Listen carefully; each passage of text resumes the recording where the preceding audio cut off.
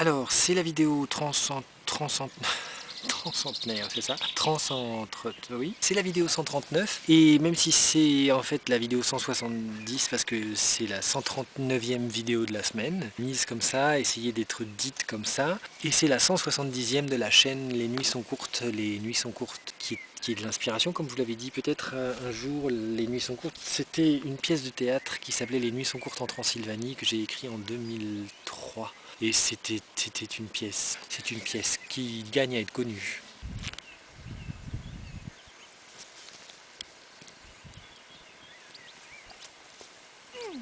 C'est la vidéo de la semaine.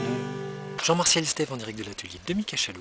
C'est la vidéo numéro 139. J'ai pas tout regardé des vidéos précédentes puisqu'il y en avait 139, mais j'ai quand même regardé les 10 précédentes vidéos, essayer de vous faire un petit résumé pour savoir quelle vidéo vous pourrez regarder pour essayer de comprendre ce qu'est la vidéo de la semaine et s'apercevoir, en tout cas c'est ça que j'ai vu en regardant, c'est que je trouvais que c'était quand même répétitif sur certains points. Par exemple les obsessions sont le pôle emploi, c'est vrai qu'il y a matière à faire et ça je pourrais le mettre dans le spectacle. J'ai un plaisir vraiment à penser la suite et à me dire ça y est, je fais le bon programme, j'essaye d'arriver à mener un projet à bien, à terme, même si c'est foufou parce qu'il y a 4 projets, et de prendre en fait cette joie de conférencier farfelu mais c'est pas farfelu dans le sens qu'il a des costumes avec des carreaux colorés, attention. La vidéo 129 était un peu sportive, c'est vrai, elle a fait beaucoup de vues, c'était très très mystérieux, il y avait encore des poules, on en a plus, la dernière qu'on a eue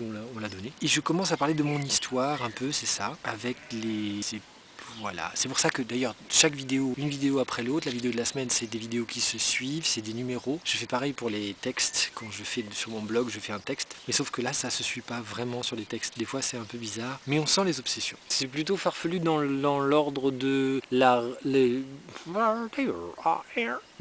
dire, parce que dans le fracas du monde, nous sommes vraiment multiples à donner des exemples sur ce qu'on rate. Et la deuxième obsession, c'est à la fois le passage avec les beaux-arts et le diplôme, que je n'ai pas eu, et que c'est un peu une obsession aussi. Tu pourrais me caler n'importe où, c'est ça. Au lieu de faire la manche, je pourrais avoir un truc avec du son, un petit micro, et puis je pourrais parler dans la rue et dire ce que je vois. C'est possible, c'est aussi une performance, c'est une option.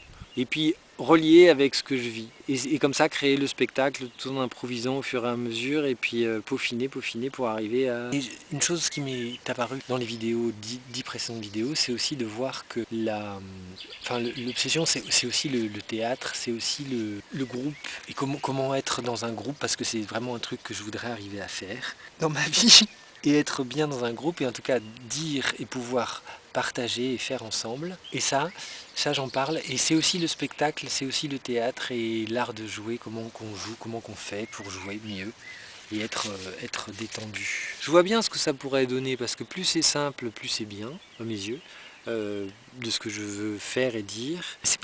Je cherche pas non plus un truc consensuel, hein, c'est plutôt poétique, c'est la poésie qui m'intéresse. Mais la poésie, tu vois, des bandes dessinées de Fred, avec des montages et des choses. En fait, les obsessions et les choses, c'est un petit peu ça. C'est-à-dire que je suis dans l'espace, de cet espace momentané, et je vois ce moment de vie où je dis, je refreine tout, je refreine, et je repense à ça. Et je m'amuse de mes obsessions pour me demander comment je les traduis en images ou en récit obsessionnel, réécrit, réinventé à chaque fois. Je me réfère tout le temps à mon histoire, et c'est pas que je me goberge de cette histoire, c'est juste que je vois la richesse de cette histoire. En tout cas, je donne à mon histoire une richesse que je ne donnais pas avant, qui devient là où je puise toutes mes mythologies et où je transforme mes souvenirs en quelque chose de nouveau chaque fois.